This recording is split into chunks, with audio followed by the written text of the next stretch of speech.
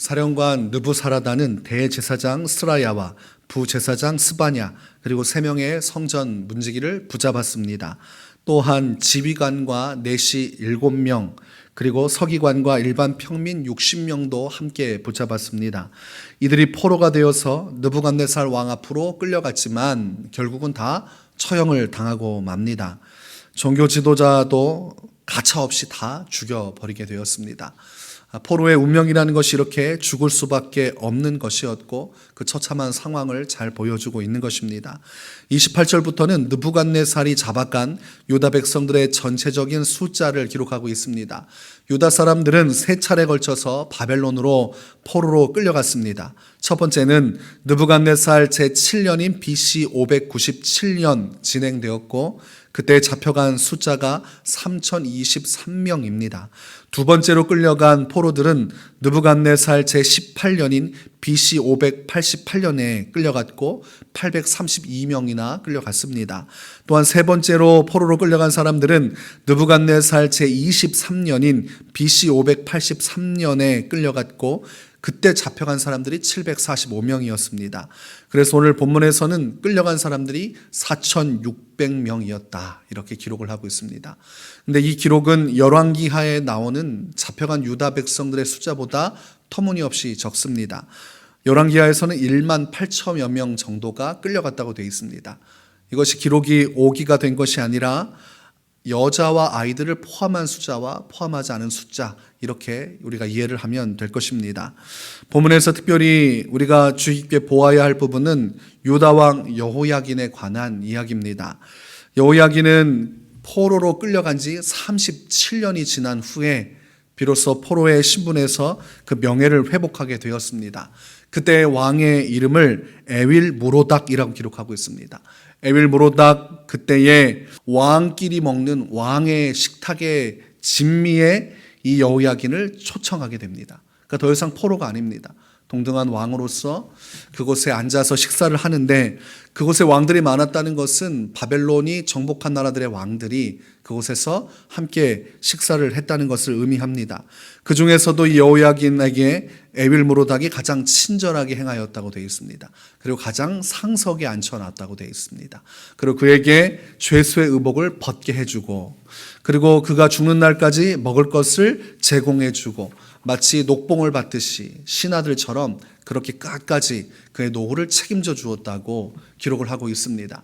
처음에는 지극히 위험스러운 포로의 신분이었지만 마침내 그의 죄수의 의복을 벗고 그가 온전히 왕이라는 이름으로 바벨론 왕과 함께 동석을 할 수 있는 그런 특권을 주게 된 것입니다. 이 여호야긴의 포로 생활은 참 기가 막혔을 것입니다. 그리고 그 과정은 더 기가 막힙니다. 여호야긴은 왕이 된 지 3개월 만에 끌려간 사람입니다. 왕이 돼서 3개월 지나고 나서 그 왕이 되었다는 그 죄값으로 37년의 옥살이를 했기 때문에 이 사람처럼 억울한 사람은 없을 것입니다. 이 여호야긴이 잡혀간 이후에 그의 숙부였던 맏다니아가 왕이 됩니다. 이 맏다니아가 이름을 시드기야로 개명하게 된 것입니다. 그러니까 숙부가 꽤 긴 시간 동안 왕권을 차지하고 있었고 자신은 바벨론에서 억울한 옥살이를 하게 된 것입니다. 그러나 포로로 잡혀가면 무슨 할 말이 있습니까? 패자가 되면 할 말이 없는 것입니다. 그냥 평생 종으로 살고 죄수 신분으로 살다가 죽어도 아무 말을 할 수가 없습니다. 그렇지 않으려면 전쟁에서 이겼어야 하는 것입니다. 그러나 은혜를 입게 되었습니다. 바벨론 왕의 은혜를 입게 되어 37년 만에 죄인이 아닌 의인으로서 거룩한 그 왕의 잔치에 참여하게 되었습니다. 이 모습은 오늘날 예수 그리스도를 믿고 구원받은 성도들의 삶과 같다고 할 수가 있겠습니다. 성도들은 철저히 죄인이었고 또한 이 세상에서 죄로 인해 죽을 수밖에 없는 사망의 권세에 매여 있던 실패자였습니다. 그 죽음 앞에 부질없던 우리의 인생, 죄인이라는 꼬리표를 달고 하나님의 심판 앞에서 죽을 수밖에 없던 우리를 하나님께서 신분을 바꾸어 주셨습니다. 너희는 더 이상 죄인이 아니라 의인이다. 그리고 우리를 의롭다고 말씀해 주셨습니다. 하나님 앞에 설 자격이 없지만 주께서 우리를 하나님의 천국 잔치에 초청하셨고 그곳에서 의로운 옷을 입고 예수 그리스도와 왕 노릇할 수 있는 은총을 베풀어 주셨습니다. 거룩한 옷을 입고 영원토록 목마르지 않는 생명수를 우리에게 허락해 주신 은혜가 너무나 크다고 할 것입니다. 사도 바울은 하나님 반대편에 서 있던 사람이었습니다. 그는 하나님의 사람들이라면 닥치는 대로 다 잡아서 끌고 갔습니다. 굉장히 나쁜 사람이었습니다.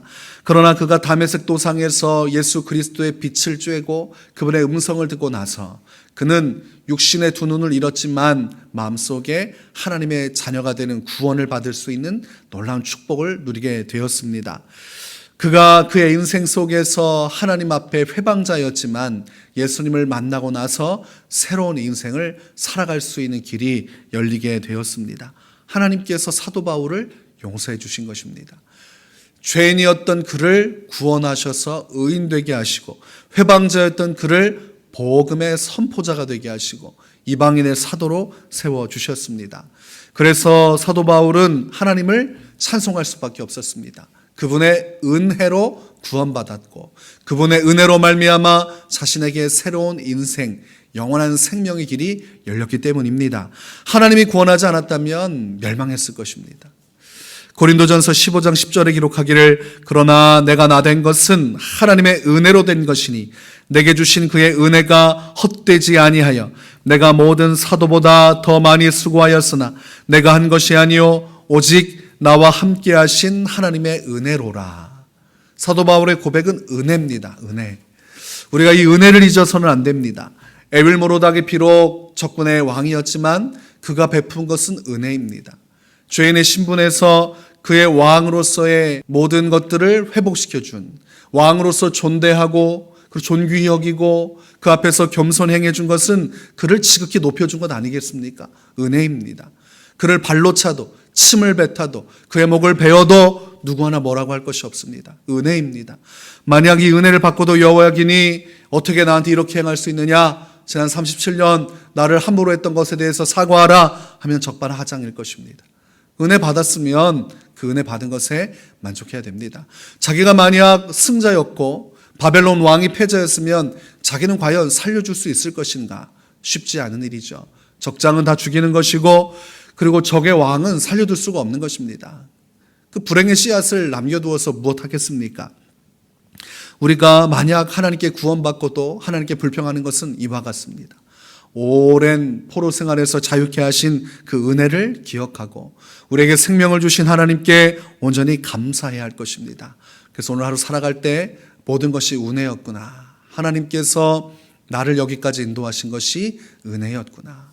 이 죽을 수밖에 없는 죄인을 구원하사 하나님의 자녀 삼아 주시고 더군다나 하나님의 나라와 영광을 위해 일할 수 있는 직분을 주시고 그리고 하나님께서 주시는 소명을 가지고 이 땅 가운데 강건하게 살아갈 수 있으니 우리가 원망할 것이 아니라 오히려 감사해야 됩니다. 오직 우리가 여호야긴의 이 심령을 가지고 오늘 우리가 은혜 받았구나. 우리 사도 바울의 이 심령을 가지고 오늘 우리가 은혜를 누리고 있구나. 그 감사함으로 주 앞에 서시기를 주의 이름으로 축원합니다.